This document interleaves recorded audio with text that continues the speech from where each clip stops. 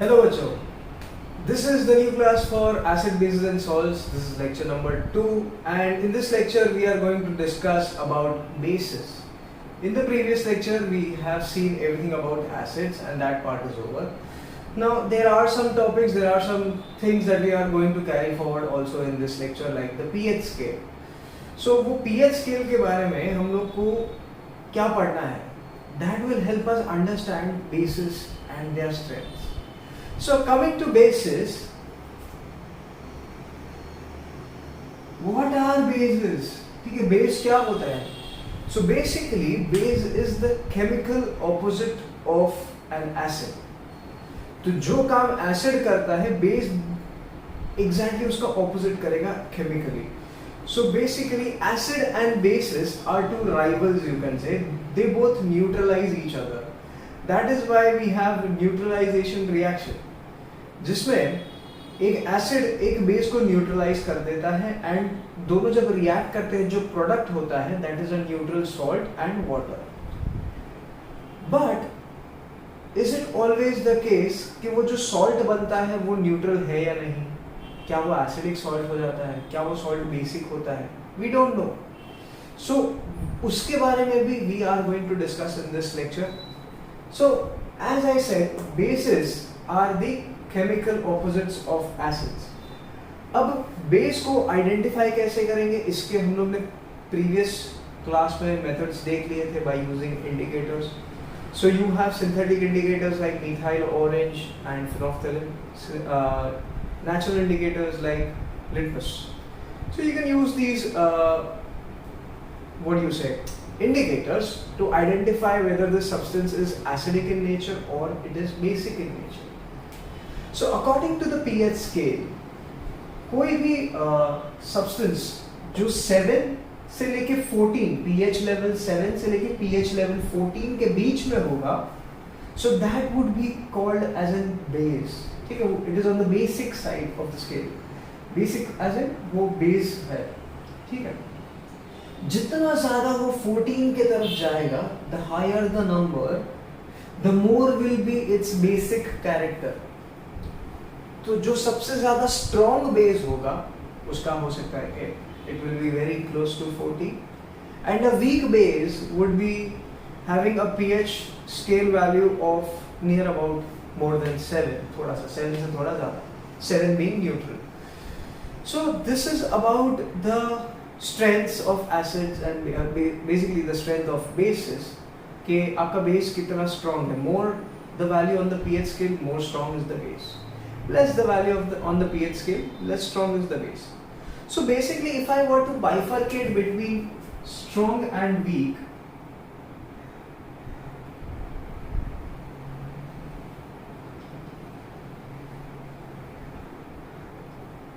I can say one thing for sure, that strong bases are strong electrolytes, so I'll write strong electrolytes, and weak bases are weak electrolytes. Now we'll discuss this topic in detail.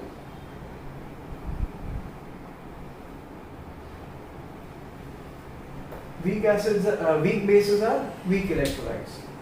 Now when I say electrolytes, इसका मतलब क्या होता है? इसका मतलब ये होता है कि these substances allow electricity to pass through them. So a strong electrolyte would allow a lot of current to pass through it, and a weak electrolyte would allow a very less amount of current to pass through it. Now, because of what reason are bases allowing electric current to pass through? So all basic substances cannot conduct electricity, at least not when they are in the solid form. Because जब कोई एक solid substance लेते हो तो it should have free electrons. Okay? अगर उसके पास free electrons है, only then they will be allowed to pass the current. Now what is current? Basically it is the flow of charge. आपके पास spare में electrons है तो आप उनको काम पे लगा दोगे, उनको flow करवाओगे, तो basically you are allowing current to flow through. अभी now compounds are electrically neutral and they do not have any free electrons. ठीक है, तो compound in the solid state will not allow current to pass through it because it does not have any free electrons, nor does it have any free charges. But the same compound when dissolved in water, let's say if it ionizes, मतलब उसके cation और anion split हो जाते हैं in water and they are free to move around in water, that means what? The positive cation is having charge, the negative cation is having charge, and they are free to move. That means they can conduct the charge, they can take the charge from one place to another because they are free to move. This will help in the flow of current. So that is why when I refer to electrolytes, it's basically in the solution form or in the liquid form. So what are bases? Bases are substances which on dissolving in water, ionize to form OH minus ions. तो जो भी substance पानी में dissolve होने के बाद पानी में OH minus ions प्रोड्यूस करेगा, that substance will be called as a base. Okay. So now what are the different substances that we know that are basic?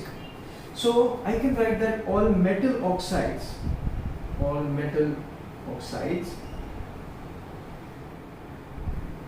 metal hydroxides.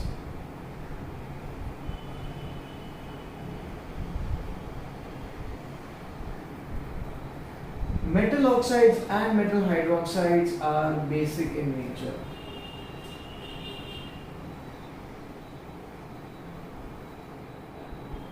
So metal oxides like sodium oxide Na2O, potassium oxide K2O.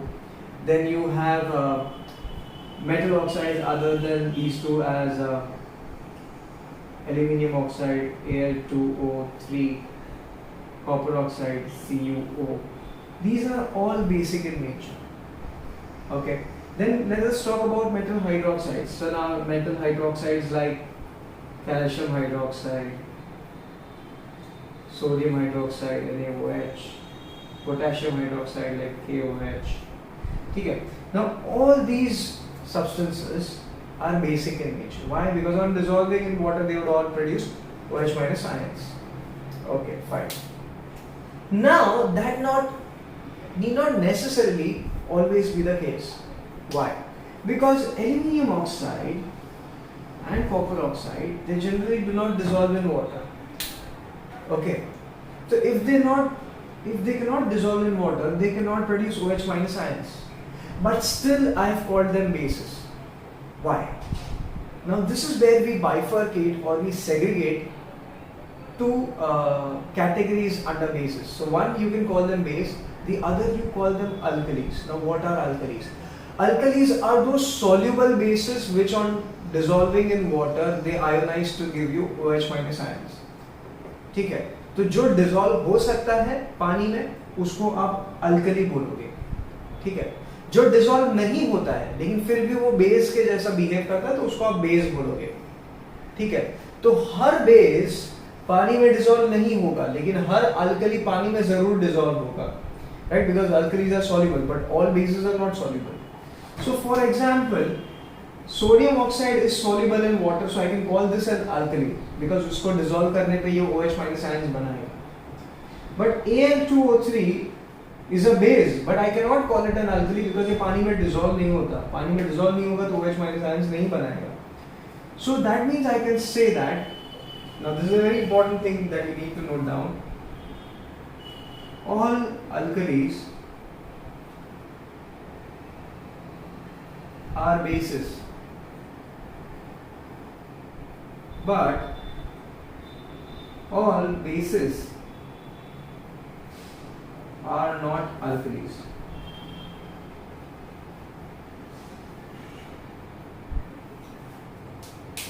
उसका reason है their solubility.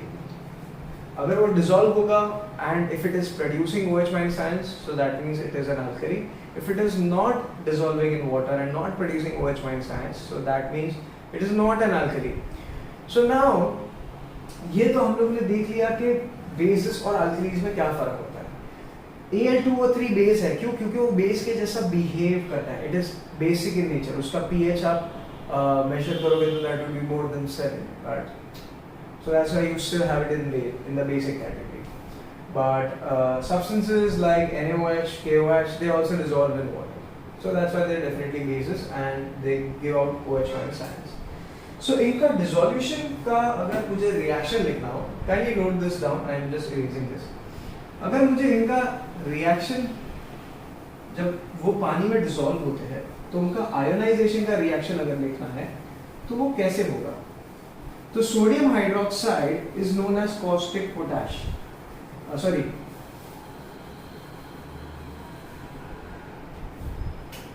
So solid NaOH can also exist in the solid state.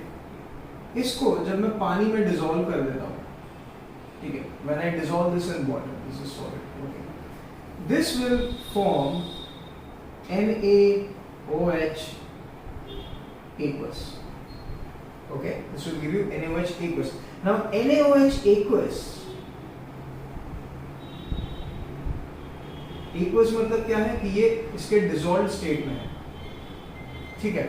Now in this case, what will happen is NaOH will ionize itself, वो split हो जाएगा into its cation and anion to give you sodium plus aqueous and OH minus aqueous.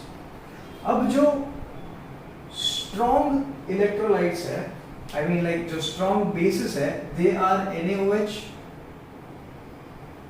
and KOH. And the weak bases जो है, they are like calcium hydroxide. These are your weak bases.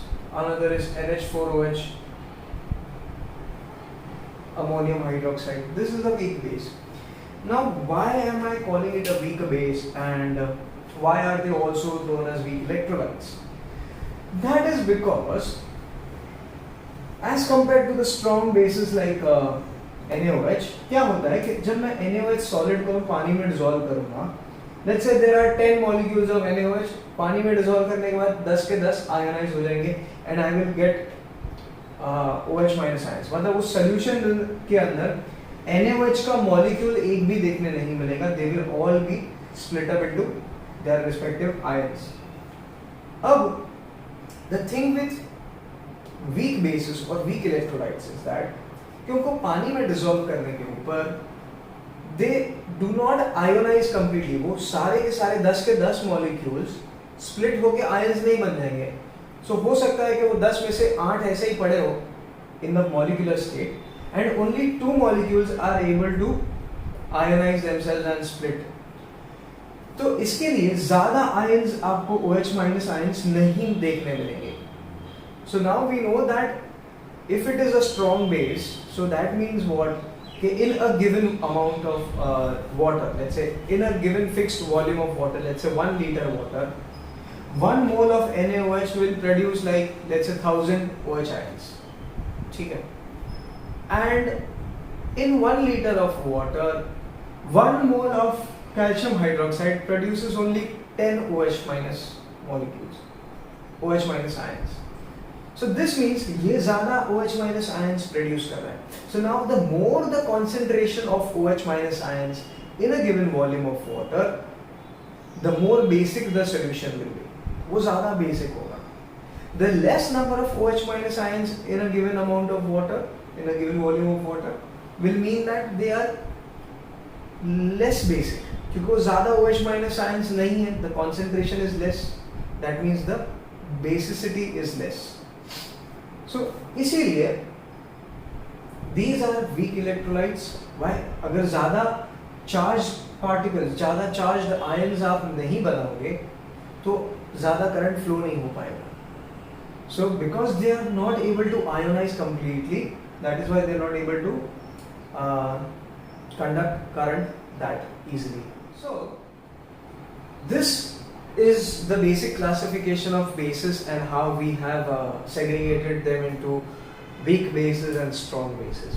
So let us move on to the next topic, okay, which is about the use of these substances and the chemical properties of bases. Okay, तो हम लोग chemical properties को थोड़ा study कर लेते हैं. So now whenever I think of a base, I also मतलब वही टाइम पे मुझे acid के बारे में भी ख्याल आता है. And acid और base को सोचने के बाद मुझे एक ही reaction ध्यान में आता है, that is the neutralization reaction. क्या है? Neutralization reaction. वो क्या होता है? Acid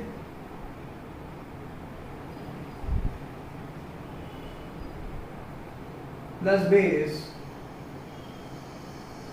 gives me salt and water.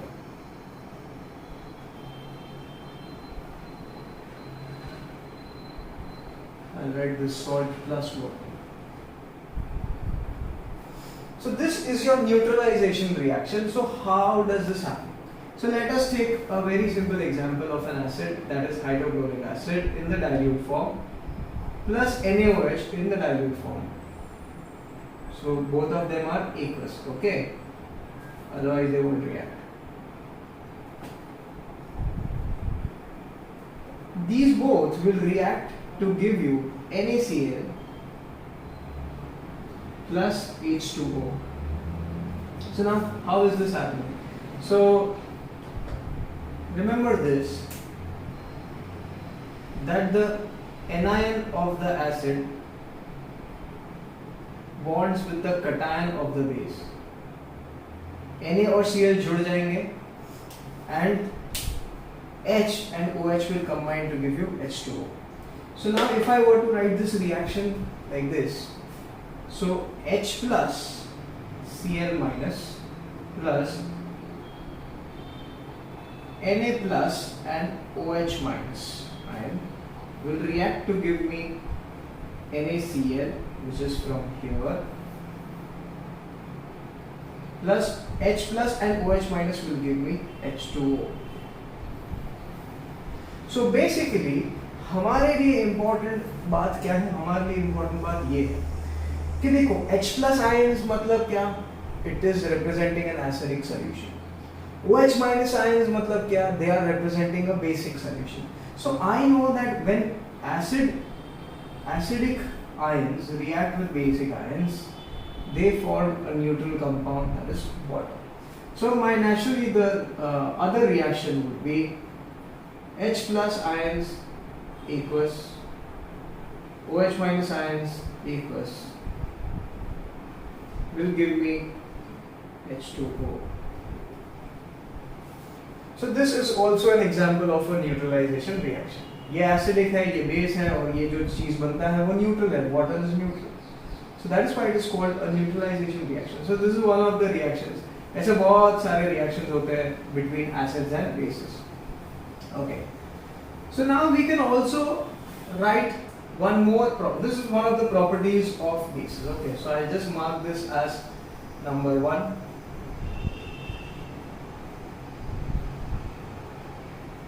Okay. The other property is a base, an active metal hydride, active metal reacts with the base to give you a salt plus hydrogen gas. So इसका example क्या होगा? Active metal like zinc, okay? It will react with a base. Let's say now, which base can we take? Now see, this is something which we have not studied here. This we are going to study in detail in metallurgy, जहाँ पे there is a list of active metals. तो सबसे ज़्यादा reactive metals हैं, वो सबसे उस list में top पे होंगे, and the least reactive metals will be at the bottom. So now, the higher reactive metals can always replace the lower reactive metals, but the lower ones cannot replace the higher ones. Okay, so इस case में क्या होता है? इस case में, let's say I happen to react. Just a minute, okay, चलो यहीं पे लिख देते हैं. So in this case, मैं क्या करता हूँ? Zinc को NaOH के साथ react करवा देता हूँ. NaOH. Okay. Now zinc will be in the solid state, NaOH will be in the aqueous state. Now when I put an active metal and react it with a base, what will happen is I will get hydrogen gas liberated, that is for sure. The other thing that I'm going to get is sodium zincate. So Na2ZnO2.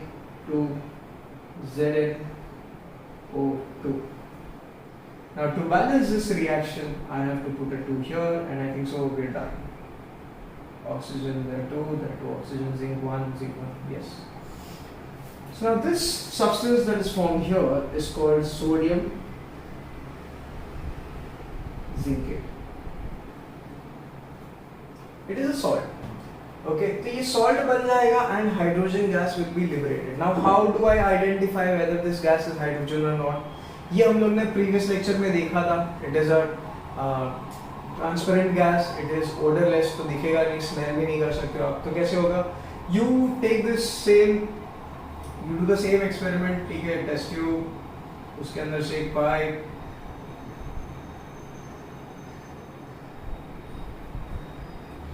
and here you have zinc molecules. This is NaOH solution. Okay, इसके अंदर से you take this pipe, put it in a container containing soap water. ठीक है, तो अभी क्या होगा, ये पाइप के अंदर से जो भी हाइड्रोजन गैस इवॉल्व हो रहा है, which we don't know for now, ये जो भी गैस इवॉल्व होगा वो उस पाइप के थ्रू यहाँ पे इस सोल्यूशन के अंदर आएगा. It will form bubbles. Now since this is soap water, तो इसके बबल्स एयर में राइज होंगे. Now how do you identify whether this gas is hydrogen और not? With the help of a candle flame. So when I bring the flame of the candle near a soap bubble, क्या होगा? This will burst with a pop sound.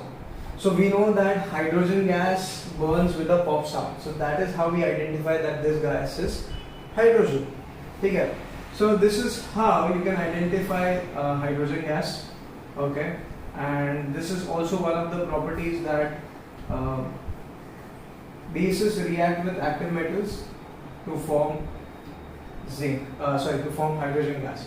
Now in this chapter मैं कभी भी अभी base के बारे में बात करूँगा. Basically I am talking about alkalis and only talking about water soluble bases. Those are called alkalis. So whenever I refer to base, you have to understand that I am talking about an alkali. Okay.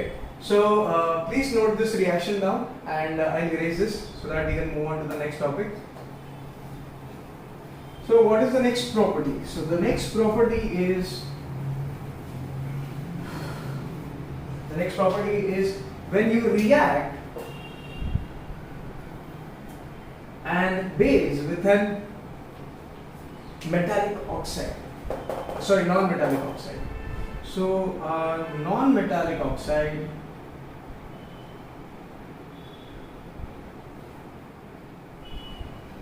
plus a base. What does it give you?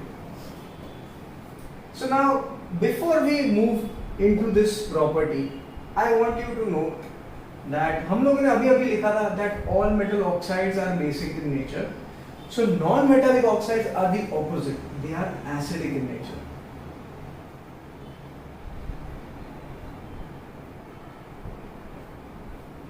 ठीक है?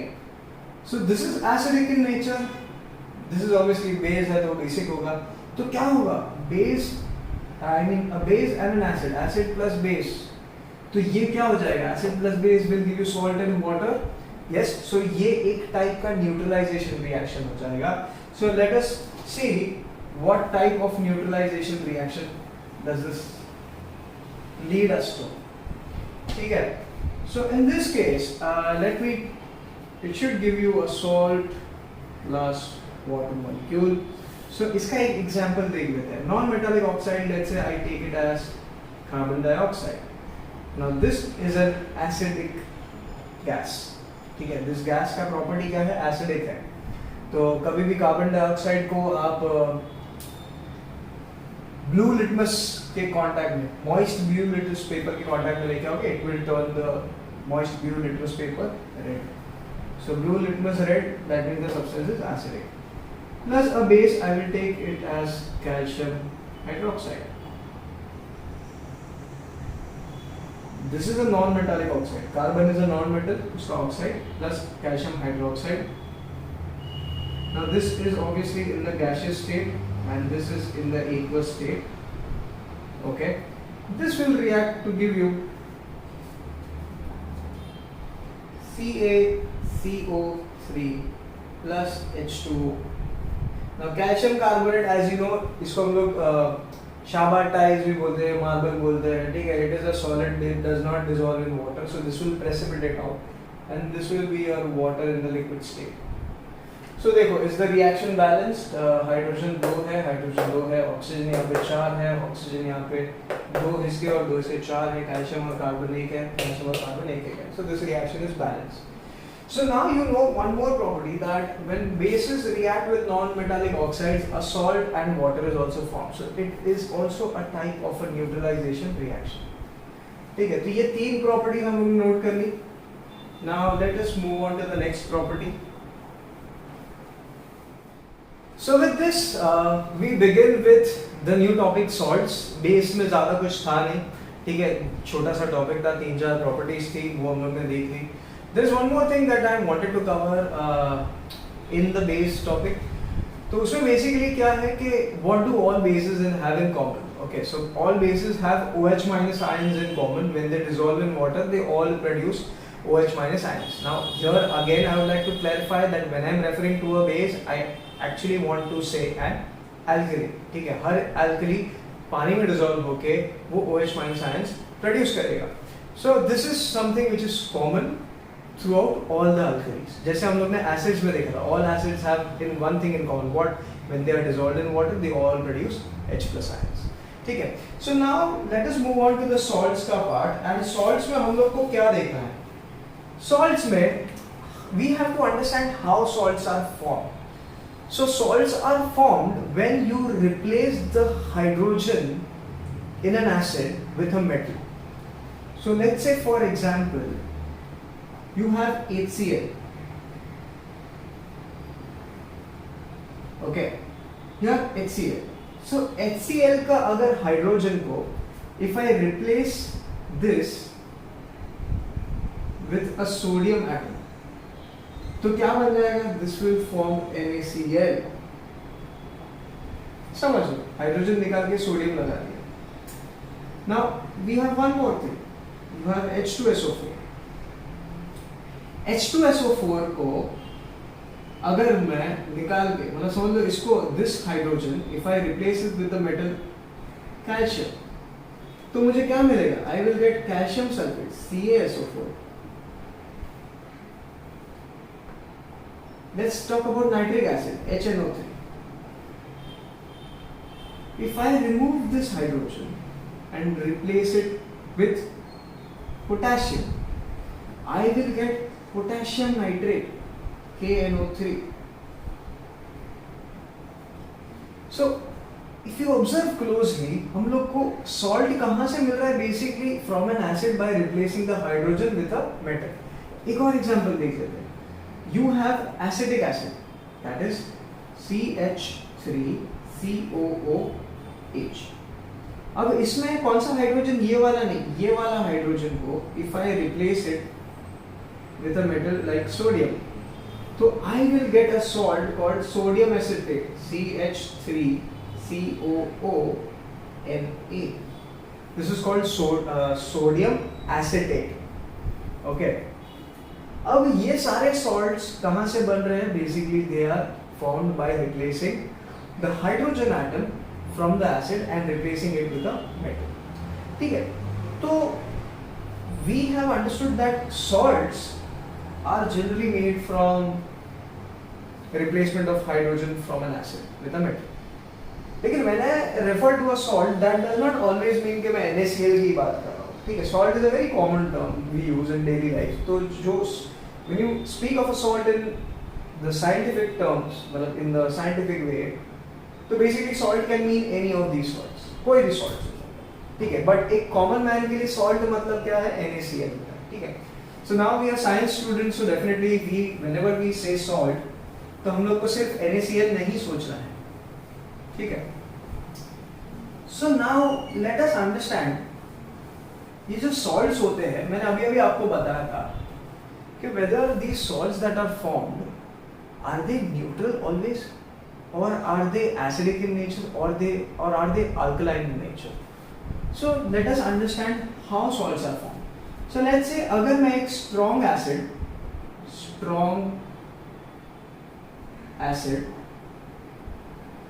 और एक strong base को react करवाता हूं,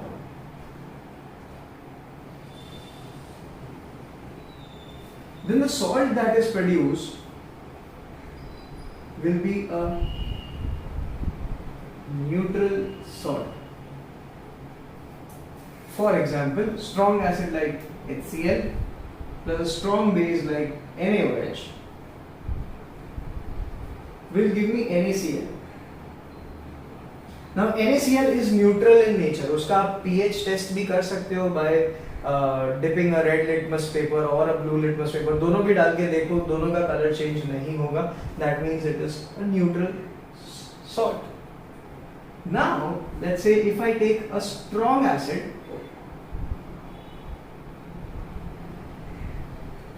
and a weak base,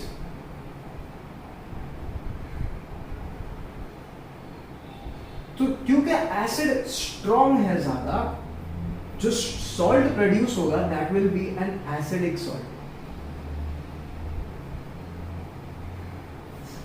okay, so let's say I take a strong acid like H2SO4.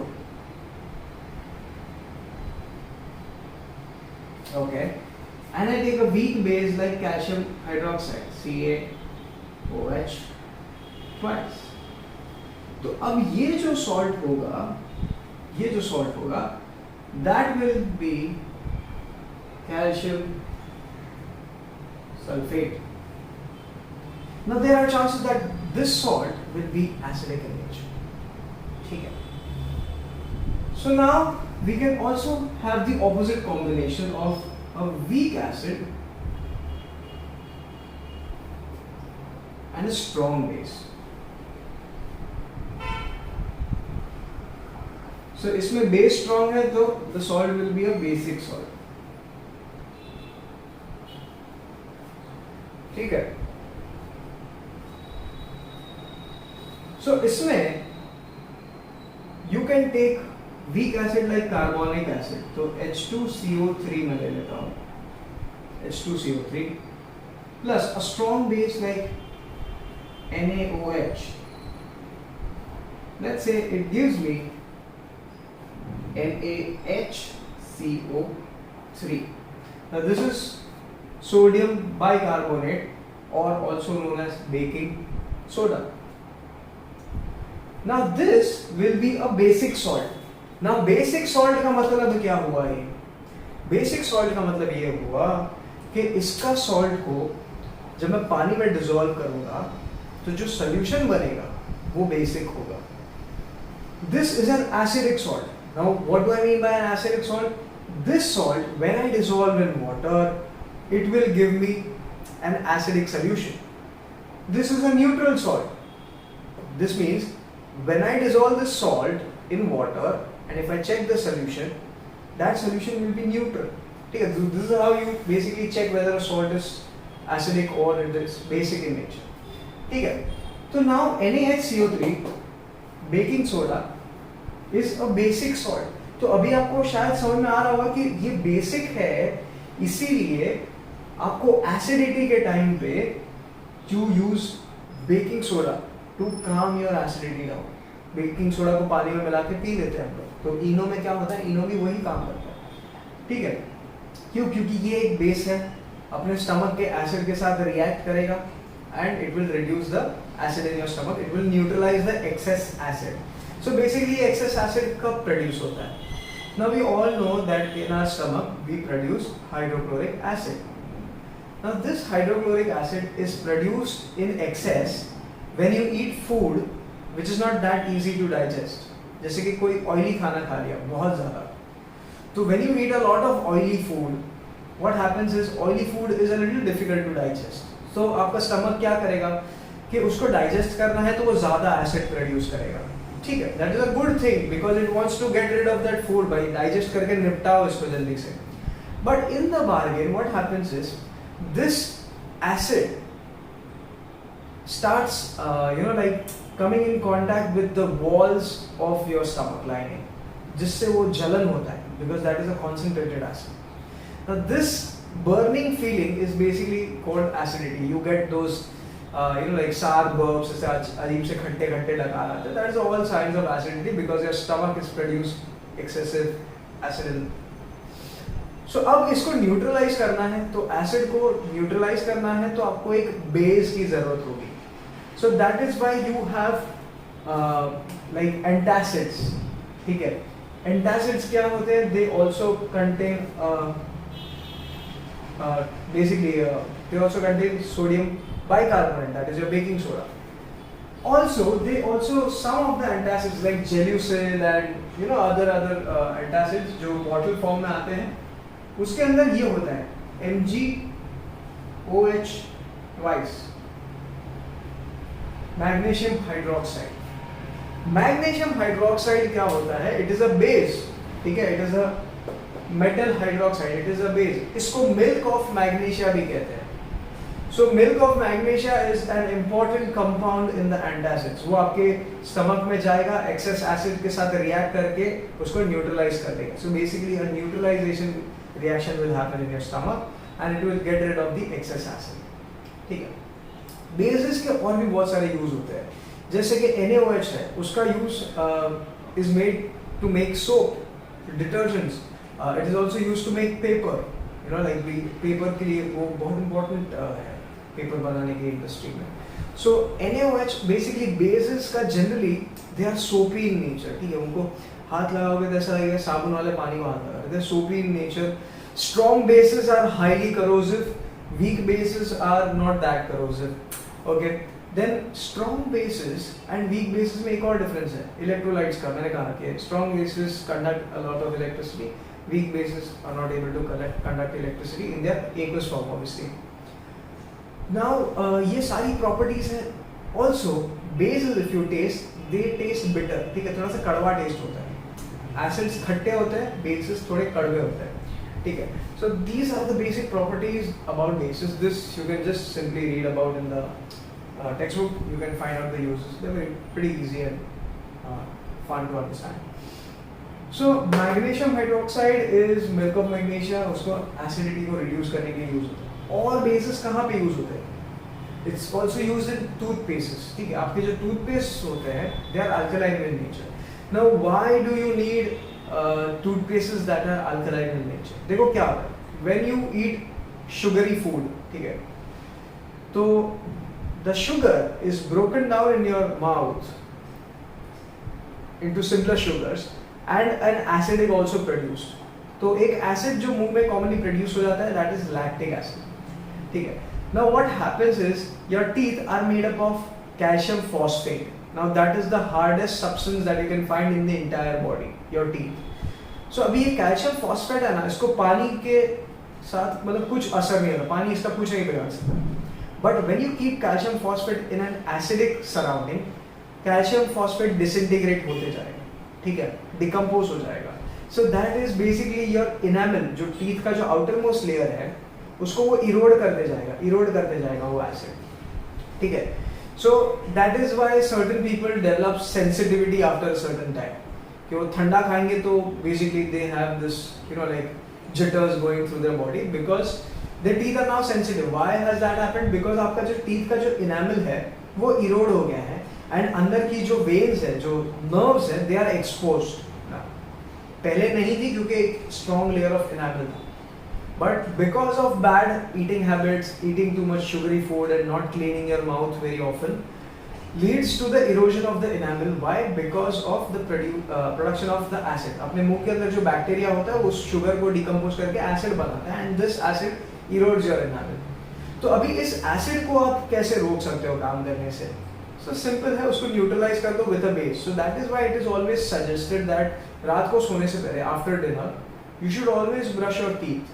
तो उससे क्या होगा कि आपका जो खाना है जो मुंह में रह गया है, ठीक है, वो आपका बैक्टीरिया उसको डिकम्पोज करके एसिड बना देगा. So basically the more the level of acid in your mouth, the pH level will reduce.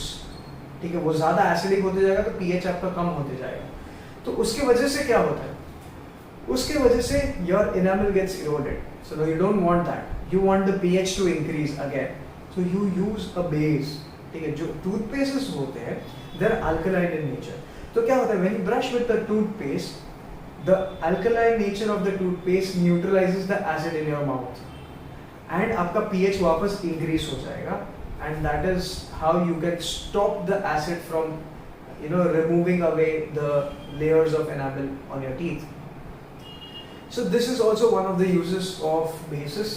ठीक है, then अपना pH of the body is very important. I have always recommended people to have less oily food and more of salads, because salads are alkaline in nature. ठीक है, when alkaline substances go in your stomach, they do not cause an excessive acid reflux. ठीक है, आपको acidity कभी नहीं होगा उसके वजह से. Oily foods on the other hand, they are very acidic in nature. वो अंदर जाके digest नहीं होते और ज़्यादा acid produce करते हैं, and you have to face problems like acidity. The second thing is आपका जो body का जो pH है, human body, we operate in a certain range of pH. मतलब 7 से लेके 7.8, that is on the alkaline side on the pH scale. So आपका body का pH should be more than 7 and less than 7.8. ठीक है, इस range के अंदर your body is supposed to function. Even your blood has to be alkaline. अब eating dairy products, ठीक है, जैसे कि दूध, घी, to a certain level, क्या हो जाता है कि they cause your blood to become more acidic. Now what happens when your blood becomes more acidic? When blood becomes more acidic, this acidic blood, when it comes in contact with the bones, it erodes the calcium. ठीक है, उसका calcium निकाल देगा. तो basically bones weak हो जाएंगे. So you might say that sir bones तो calcium मतलब दूध तो calcium देता है, तो मतलब how can drinking milk can actually lead to erosion of calcium? So that is because कि आपका body can only handle a certain amount of calcium. ठीक है, अभी अगर excess calcium आ जाता है तो body उसको निकाल देता है. So now the milk has a lot of calcium because that milk is designed for calves. ठीक है, जो गाय के बछड़े होते हैं उनके लिए होता है कि उनका body भी ज़्यादा बड़ा होता है तो उनको calcium का भी ज़्यादा ज़रूरी होता है. Now as compared to us humans, we do not need such high doses of calcium that is present in milk. So anyway, आप दूध जब पीते हो तो उसमें से जितना ज़रूरी होता है बॉडी उतना ही लेता है, बाकी का एक्सेस वैसे भी it is flush out. So it does not help. Plus वो ब्लड को जो और एसिडिक बनाता है उसका तो अलग ही कहानी है. So basically your blood acidity level should be between 7 and 7.8. So basically it should be alkaline. So these are some important facts that you need to know about the pH scale, about the bases, about their alkalinity. Also, sodium bicarbonate, जिसको हम लोग baking soda भी बोलते हैं, it is also added to ponds in case of an heavy acid rain. So basically क्या होता है, let's say the government knows कि यहाँ पे बहुत बड़ा एक pond है and इसमें काफ़ी सारे fishes and like other aquatic animals भी रहते हैं. तो when the government उनका जो meteorological department होता है, they track the rain and everything. तो अगर उनको पता चलता है कि ये जो rain हुआ है that is highly acidic in nature, मतलब acid rain का chances ज़्यादा, मतलब acid rain ज़्यादा हो गया है, so that will cause the pond's water to become a little acidic. ठीक है, इससे क्या फर्क पड़ता है, अपने को कुछ फर्क नहीं पड़ता, but then the aquatic animals they can also they get affected. Basically even they like humans have to operate in a certain pH scale. उनका body भी एक pH range के अंदर operate करता है. Now if they are in such an acidic pond, क्या हो जाएगा, they cannot survive in such acidic ponds. तो government क्या करेगा, basically उस pond के अंदर sodium bicarbonate in huge quantities को dissolve करने का command देगा.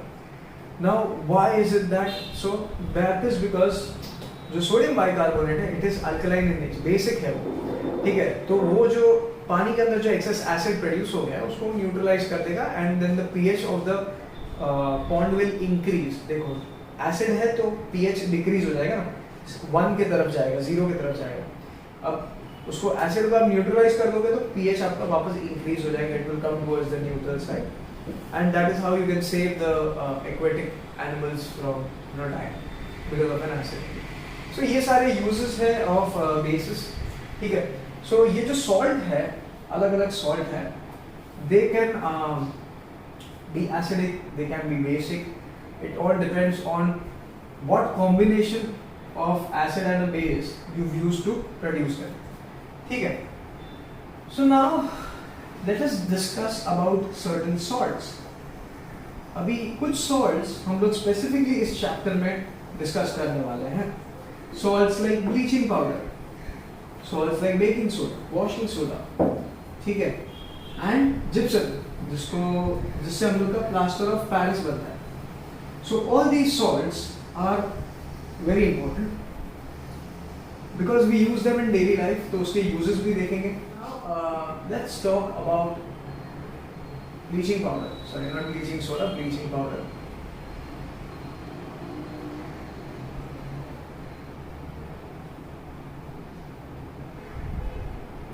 So first let us understand how is bleaching powder made. So you have calcium hydroxide, CaOH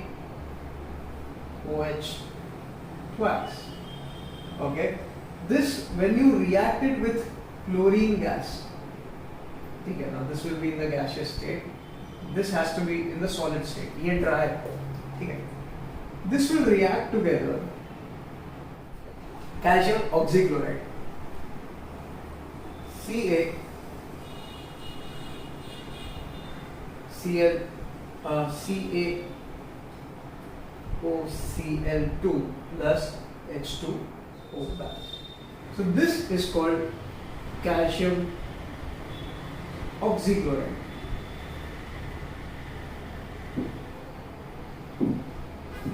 Okay, this calcium oxychloride is known as bleaching powder.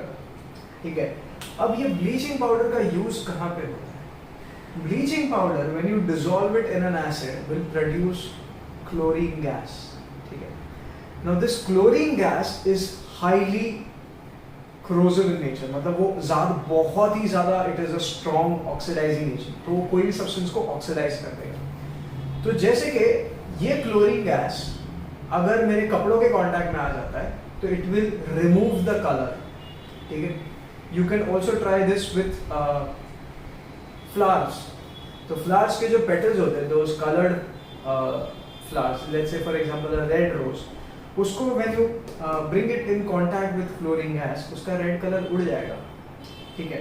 So it is a highly oxidizing agent. So basically आपका जो bleaching powder है, it is used as an industrial oxidizing agent. Why? वो खुद कुछ काम का नहीं है, बट ये जो क्लोरीन प्रोड्यूस करता है वो क्लोरीन आपका ऑक्सीडाइजिंग एजेंट के ऐसा काम करता है. So this is just a way you can say you have packed chlorine gas. क्योंकि क्लोरीन गैस को लेके जाके उसको टैंक के अंदर लेके जाना, घुमाना, that is not an easy way to you know like store chlorine and use chlorine like that. Okay, this bleaching powder is also used to clean water storage tanks, ठीक है, to disinfect tanks. It is also used to disinfect drinking water. तो basically क्या होता है कि इसको जब मैं पानी के साथ यूज करूँगा, this will also produce a lot of water, a lot of chlorine gas. Now that chlorine gas is used as an anti-germ. Basically वो जितने भी germs होंगे उसको निकाल देगा. Bleaching powder is also used to remove algae. तो काफ़ी बार आपने देखा होगा कि आपके बिल्डिंग्स में बारिश गिरने के बाद the floor becomes green. Why? Because of production of algae, ठीक है. तो वो क्या होता है, उसकी वजह से वो सरफेस ज़्यादा स्लिपरी हो जाता है, समबडी कैन एक्चुअली फॉल. तो अगर आप वो ग्रीन कलर के पोर्शन के ऊपर आप ब्लीचिंग पाउडर डाल दोगे, that will kill the algae, ठीक है, एंड वो जो सारी फिसलन है वो निकल जाएगी, ठीक है, जिसको बोलते हैं हम लोग साई जम जाती है. तो साई को निकालने के लिए भी you use bleaching powder. So this is about bleaching powder. The next salt that we need to understand is very interesting. ठीक है, it is NaCl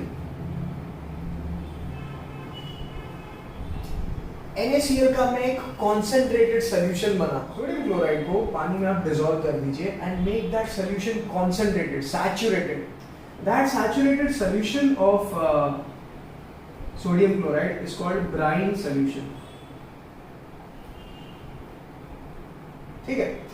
अब ब्राइन सोल्यूशन को पानी के अंदर मैंने डिसॉल्व किया है. ठीक है. इसका मैं इलेक्ट्रोलिसिस करता हूं. So electrolysis, what do I mean by electrolysis? Basically, मैं इसके अंदर से इलेक्ट्रिक करंट पास करूंगा. On the passage of electric current, I will get NaOH plus H2 gas plus, this will be obviously in the aqueous form, and plus chlorine gas. Now hydrogen gas will be formed at the cathode and chlorine gas will be formed at the anode. Electrolysis में we all know कि एक container में दो electrodes होंगे. One is connected to the positive terminal,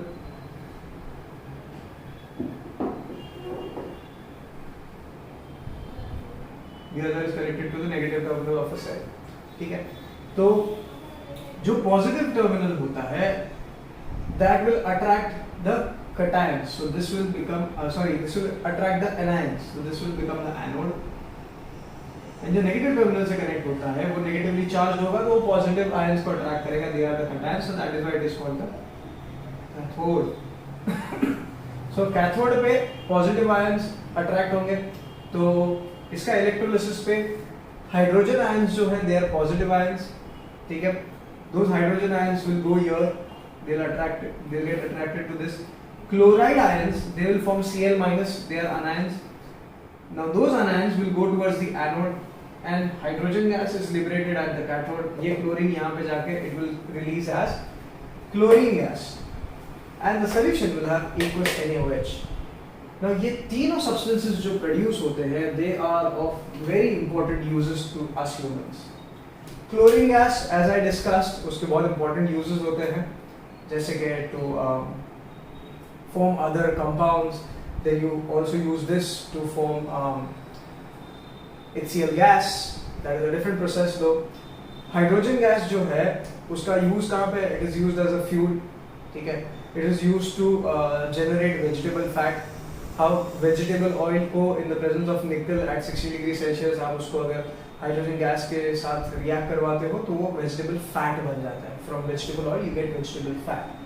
NaOH as we discussed earlier, इसके बहुत अच्छे अच्छे यूजेस होते हैं.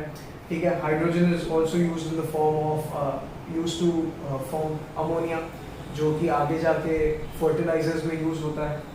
सो NaOH के यूजेस भी हम लोग ने पता है. It is cleaning agent, it is used to make soaps, detergents. ठीक है. पेपर बनाने की इंडस्ट्री में भी यूज होता है. It is also used in the industry to make glass. ठीक है. ब्लीचिंग पाउडर का भी यूज होता है वहाँ पे. So these are the few uses about NaOH, H2 and chlorine gas. So on the electrolysis of NaCl you get this.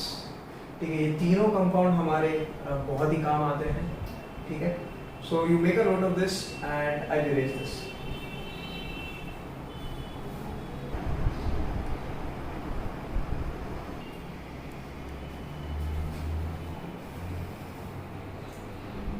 So baking soda के बारे में थोड़ा जानकारी ले लेते हैं दोस्तों. The second one is baking soda. ठीक है. It is a salt and we have to understand how it is made, उसके यूजेस क्या है, उसकी प्रॉपर्टीज क्या है. So baking soda. So baking soda is made by reacting a cold concentrated solution of NaCl, that is an aqueous solution, with water, with CO2 gas. Basically water is liquid, यहाँ पे gas plus ammonia gas NH3. ठीक है. ये भी obviously in the gaseous state होगा. Now when you react all these you get two compounds. First is NH4Cl, that is ammonium chloride, or it is also known as sal ammoniac. ठीक है, SaL ammonia, salt ammonia, plus NaHCO3. Now sodium bicarbonate is basically your baking soda and this is sparingly soluble in water. तो ये क्या हो जाएगा, ये precipitate हो जाएगा and this will be in the aqueous form. ठीक है, now this will precipitate out.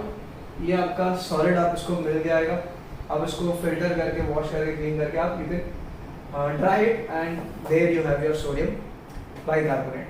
Now sodium bicarbonate is a alkaline salt. Basically it has properties that of an base. So ये use इसका कहाँ पे होगा? It is used as what do you call an antacid, जिसके बारे में हम लोग ने already discuss कर लिया है. So baking soda NaHCO3 को NaHCO3 को if I heat it, strongly heat it, it will give me sodium carbonate plus CO2 plus water. The CO2 will be in the gaseous state, water is in the liquid state. This is your sodium carbonate, okay, and this is your sodium bicarbonate. This is an important compound जिसके अंदर अगर आप water add करके उसको heat करके recrystallize करो तो आपको washing soda मिलता है. So that is something which we will discuss later. So sodium bicarbonate को heat करने से आगे जाके जो compound मिलता है, this specifically will help me to produce washing powder. So baking powder से आप washing powder भी बना सकते, baking soda से washing soda भी आप बना सकते हैं. ठीक है. Now NaHCO3 is also used in soda acid fire extinguishers. क्यों? जो fire extinguisher होगा आपका, ठीक है, this will be something like this. Can होगा, यहाँ पे आपका एक स्विच होगा, ठीक है, एंड यहाँ पे की होता है, ठीक है, दिस इज द की. इस की को खींच लोगे ना तो ये दिस की has a hanging, let's say अभी जैसे आपको डायग्राम दिखाया है, इसके अंदर समझ लो डाइल्यूट सल्फ्यूरिक एसिड है एंड यहाँ पे जो है पूरा पाउडर है, NaHCO3 का पाउडर है. Now this acid when you pull the key, this acid will spill and it will react with the sodium bicarbonate and it will produce a lot of carbon dioxide gas. ठीक है, this carbon dioxide gas is then ejected through this acid and this is how you use it in a fire extinguisher. ठीक है, तो soda acid fire extinguishers में sodium bicarbonate का बहुत ही important use होता है. It is also used as antacids which we all know.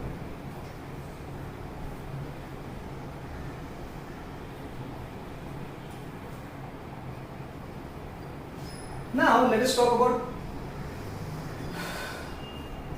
washing soda. So washing soda, ये जो Na2CO3 जो आपका बना है यहाँ पे Na2CO3, इसमें प्लस आप 10 molecules of water ऐड कर दो. This is basically the hydrolysis of Na2CO3. It will give you Na2CO3.10H2O. Now this is your washing soda.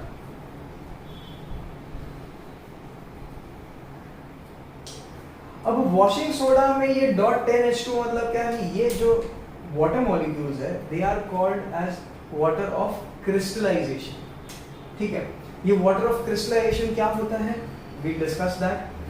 And so does it mean कि ये 10 water molecules इसके साथ चिपक गए थे, गीला हो गया? नहीं, that is not the case. Basically the water gets trapped inside the crystals of sodium carbonate.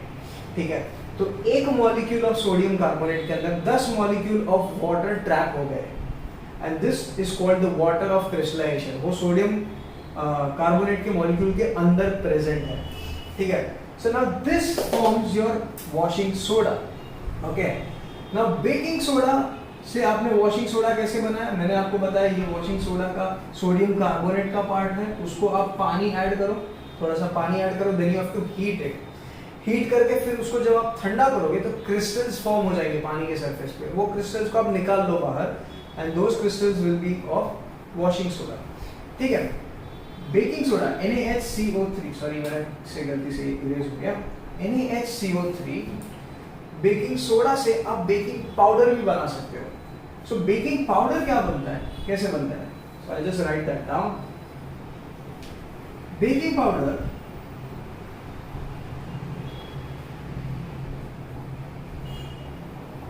is basically baking soda plus an edible acid. पहले मुझे भी लगता था बेकिंग पाउडर बेकिंग सोडा एक ही चीज है, लेकिन नहीं, वो अलग होता है. तो देखो क्या होता है ना कि एडिबल एसिड है तो उसको पानी में डिसॉल्व करूंगा तो थोड़े बहुत एक्स्ट्रा आयंस बनाएगा, ठीक है, प्लस मेरा बेकिंग पाउडर NaHCO3, ठीक है, ये जब रिएक्ट करेंगे तो this will produce a salt of the acid.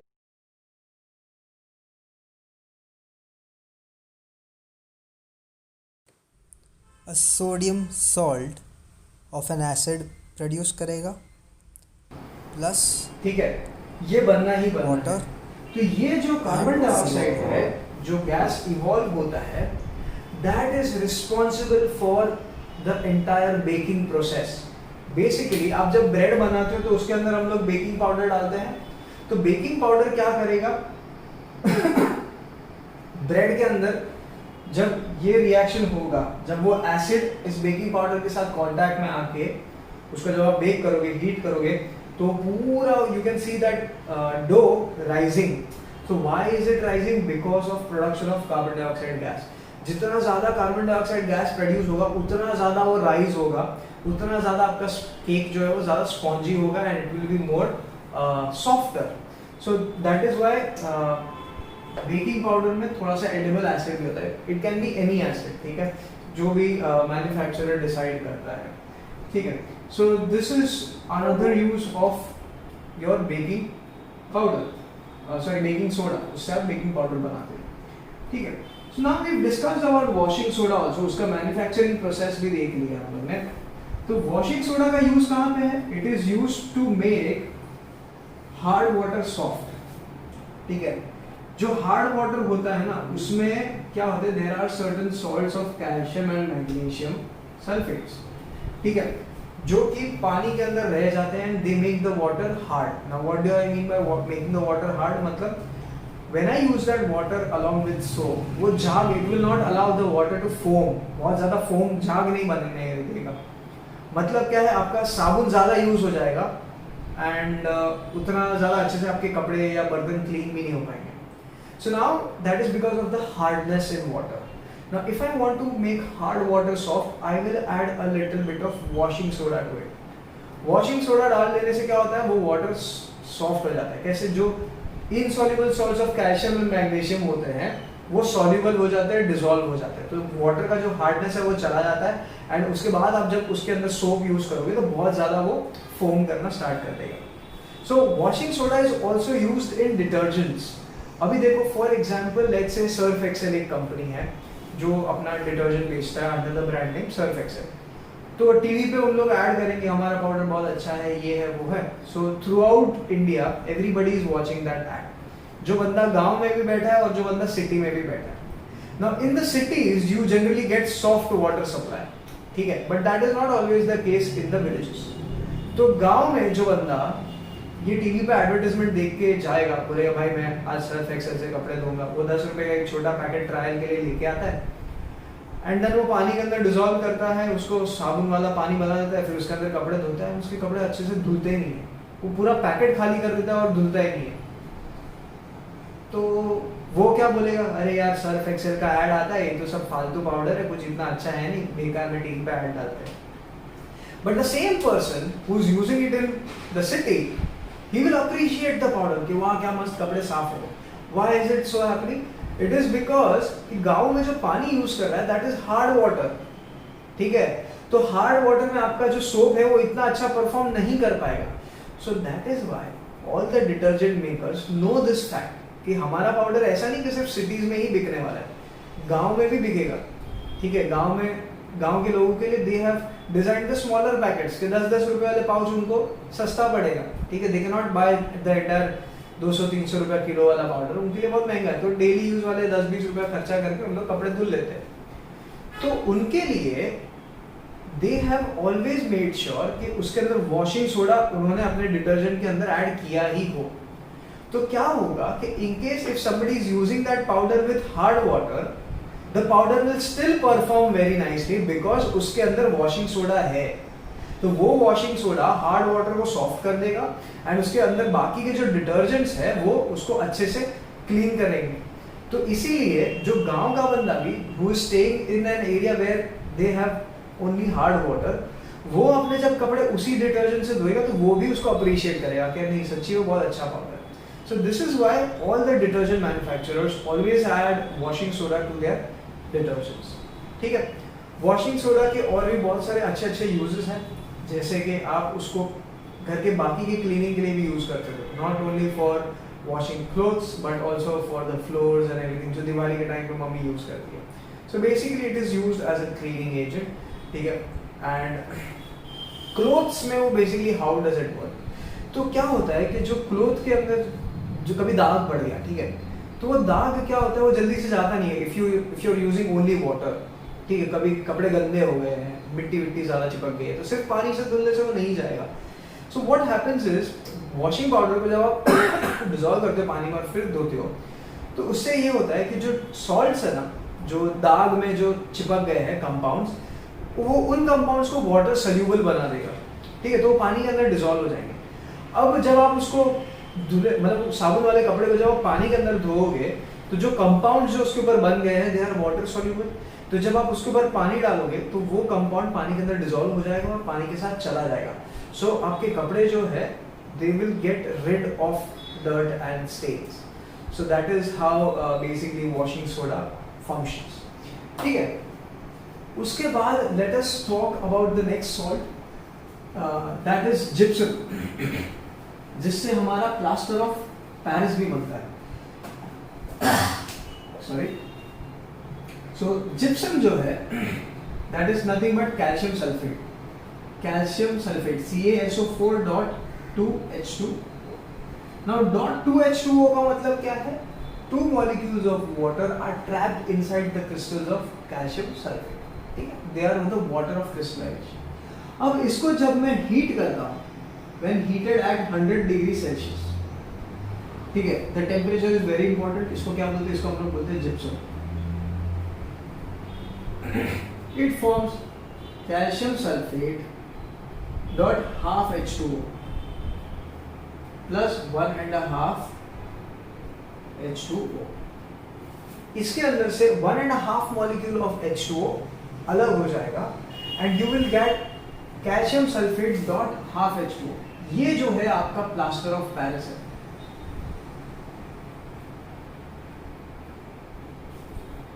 ठीक है। अब आप सोचोगे कि सर आधा मॉलिक्यूल पानी का कैसे इसके अंदर ट्रैप रहता है? बेसिकली आधा मॉलिक्यूल नहीं होता है, वो जो कैल्शियम सल्फेट है, ठीक है, half H2O plus half H2O calcium sulphate. तो प्लास्टर ऑफ पेरिस का कंस्ट्रक्शन कुछ ऐसा है कि 2 मॉलिक्यूल्स ऑफ कैल्शियम सल्फेट के बीच में हाफ प्लस हाफ कितना हो जाएगा? 1 मॉलिक्यूल ऑफ H2O शेयर होता है, ठीक है। तो 2 कैल्शियम सल्फेट के मॉलिक्यूल्स के बीच में 1 मॉलिक्यूल ऑफ वाटर शेयर होता है। सो दैट इज व्हाई हर एक मॉलिक्यूल को आधा आधा मिलता है, राइट? आधा मॉलिक्यूल इसको, आधा मॉलिक्यूल ऑफ वाटर इसको। So that is why we write it calcium sulfate half H2O as plaster of Paris। इसका केमिकल नेम क्या है? This is called calcium sulfate hemihydrate। hemihydrate मतलब उसमें अंदर आधा मॉलिक्यूल है, ठीक है। This is called calcium sulfate dihydrate। Di मतलब 2 वाटर मॉलिक्यूल्स है इसके अंदर, ठीक है। तो प्लास्टर ऑफ पेरिस का क्या यूज है? We all know that घर के अंदर पेंट करने से पहले एक अच्छे से एक layer of plaster of Paris लगा देते हैं। क्यों? क्योंकि प्लास्टर ऑफ पेरिस एक बहुत ही ज्यादा स्मूथ सरफेस देता है। वो स्मूथ सरफेस के ऊपर जब आप पेंट करोगे तो बहुत ज्यादा अच्छा इफेक्ट आता है। Secondly, plaster of Paris is also used to make plasters, ठीक है। अगर किसी का बोन फ्रैक्चर हो गया है तो आप प्लास्टर ऑफ पेरिस का एक पूरा कोट उसके फ्रैक्चर्ड बोन के ऊपर बना दो, ठीक है। फिर क्या होगा, plaster of Paris is CaSO4.12H2O, उसका 1.5 H2O निकल गया है। अब जब इसको आप बाल मतलब प्लास्टर करके रखो, तो जब आप प्लास्टर लगाते हुए देखोगे ना डॉक्टर को, तो वो तो ऐसा लगता है पुट्टी बनाना है, ठीक है। वो लेयर एकदम सॉफ्ट होता है, वो एकदम ऐसा मस्त उसका पेस्ट बना के उसमें चिपका दिया, and after some time suddenly क्या होगा, वो पूरा हार्ड हो गया। Now why is that happening? That is because जो एटमॉस्फेयर में जो मॉइस्चर है वो उसको एब्जॉर्ब करके, ठीक है, वो हार्ड हो जाता है। It again regains those lost 1.5 molecules.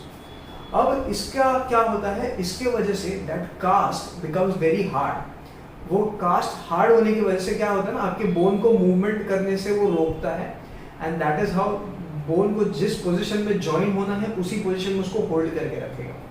So that is the benefit of plaster of Paris, ठीक है। It is also used in places where you want some air tight arrangement. तो जैसे कि अगर मुझे कोई केमिकल रिएक्शन करना है एंड मेरे इक्विपमेंट को मुझे एयर टाइट बनाना है, ठीक है, तो उसके आसपास, उस टेस्ट ट्यूब के आसपास, लेट्स से टेस्ट ट्यूब के अंदर रबर कॉक डाला और रबर कॉक के आसपास में प्लास्टर ऑफ पेरिस का एक हल्का सा कोट लगा दूंगा, तो थोड़ी देर के बाद वो ड्राई हो जाएगा and that will form a tight air tight seal for me, ठीक है।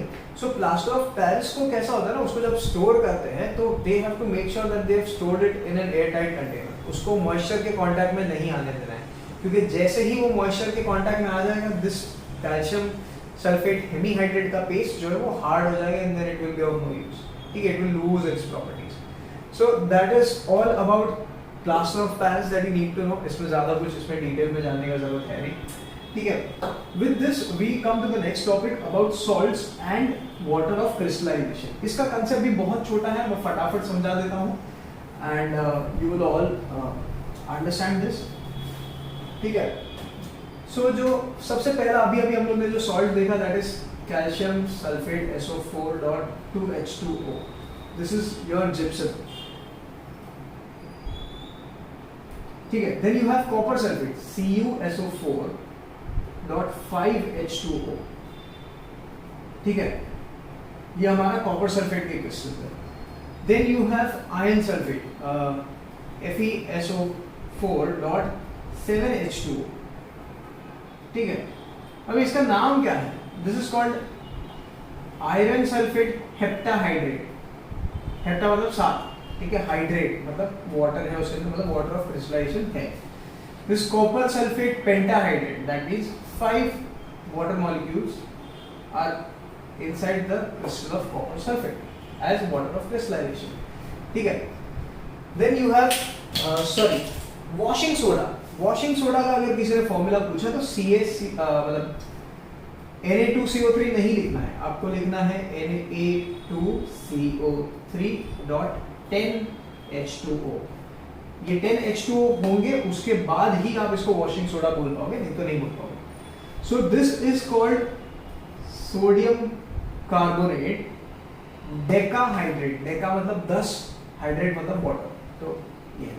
तो ये सारे क्रिस्टल्स के अंदर एक चीज कॉमन है, क्या है? सबके अंदर वाटर मॉलिक्यूल्स ट्रैप्ड है एज वाटर ऑफ क्रिस्टलाइजेशन। अब ये वाटर ऑफ क्रिस्टलाइजेशन का काम क्या है? ये वाटर ऑफ क्रिस्टलाइजेशन कोई सॉल्ट्स में उनको शेप देता है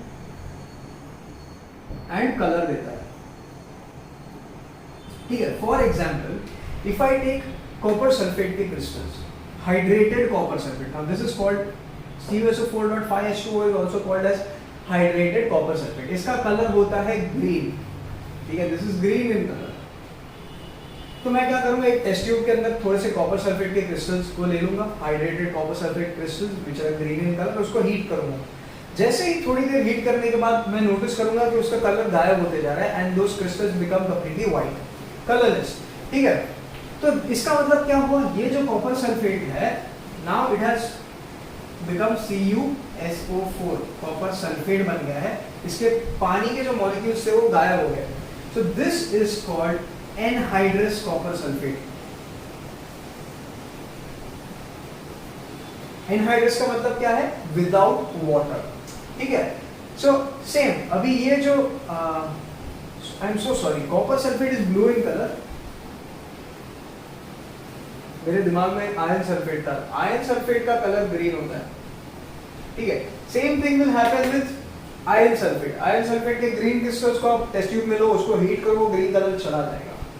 now what you do, you take those anhydrous FeSO4 anhydrous है, ठीक है, एनहाइड्रस आयरन सल्फेट के अंदर आप वाटर ऐड करो, मतलब 1-2 ड्रॉप पानी का डालो।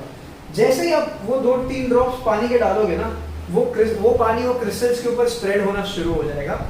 And the way it spread, जहां जहां वो पानी स्प्रेड होगा वहां वहां के क्रिस्टल्स वापस अपना ओरिजिनल कलर गेन कर लेंगे। तो मतलब आयरन सल्फेट का वापस से व्हाइट कलर का पाउडर ग्रीन होता हुआ दिखेगा, कॉपर सल्फेट का ब्लू कलर का क्रिस्टल्स आपको, मतलब व्हाइट कलर का क्रिस्टल्स वापस ब्लू कलर गेन करते हुए देखेंगे। अभी वॉशिंग सोडा जो है, ठीक है, और कैल्शियम सल्फेट जो है वो पहले से कलरलेस हो है, ठीक है, उसका पानी रहे या ना रहे, उसके अंदर से उड़ जाए, उससे कोई कलर चेंज नहीं होता है। So this is about water of crystallization. वो water molecules are trapped inside the crystals, ठीक है। So you have to understand कि ये water molecules इसके साथ जुड़े रहते हैं, ठीक है। And when you heat them, these water molecules separate out and turn the salt colorless. And जब वो anhydrous salt में आप वापस water ऐड करते हो तो वापस वो कलरफुल हो जाता है, ठीक है। This is all about this chapter. So with this we complete the chapter acid, bases and salts. I hope आपने पहले का लेक्चर भी देख लिया हो and you've understood everything in this lecture. So until we meet next time, please stay safe, take care and be happy. Thank you.